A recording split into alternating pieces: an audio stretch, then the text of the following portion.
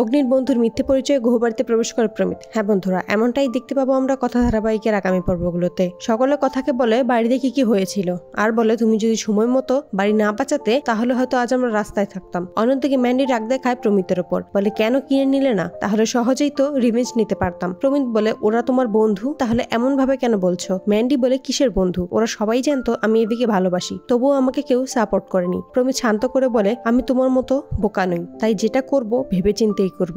এতদিন ভেবেচিন্তে খুঁজে একটা জিনিস পেয়েছি। প্রমিত শর্মা এভির সাথে পড়াশোনা করত, ছোটবেলায় 3তে পড়ার সময় পালিয়ে যায়, তাই এই নাম ব্যবহার করেই এভির বিশ্বাস অর্জন করে নেব। অন্যদিকে অর্ণা সোশ্যাল মিডিয়ায় দেখতে পায় প্রমিত অগ্নির ছোটবেলার ছবি পোস্ট করেছে, যেটা অগ্নিকে দেখালে অগ্নি বলে তাহলে এই ব্যাপার, এর জন্যই বারবার আমার মনে হচ্ছিল এই নামটা এত চেনা কেন লাগছে। কথা তখন জিজ্ঞেস করে কেন চেনা লাগছে, আর কি হয়েছে পাচক মশাই? তখন অগ্নি বলে প্রমিত শর্মা আমার ছোট্টবেলার বন্ধু, আমার সাথেই পড়তো। সোশ্যাল মিডিয়া থেকে নাম্বার নিয়ে অগ্নি কল করে প্রমিতের কাছে, বলে তুই চিনতে পেরেছিস আমাকে? যে ছবি পোস্ট করেছিস সেটা আমি, আর আমি তোর সেই বন্ধু অগ্নিভ।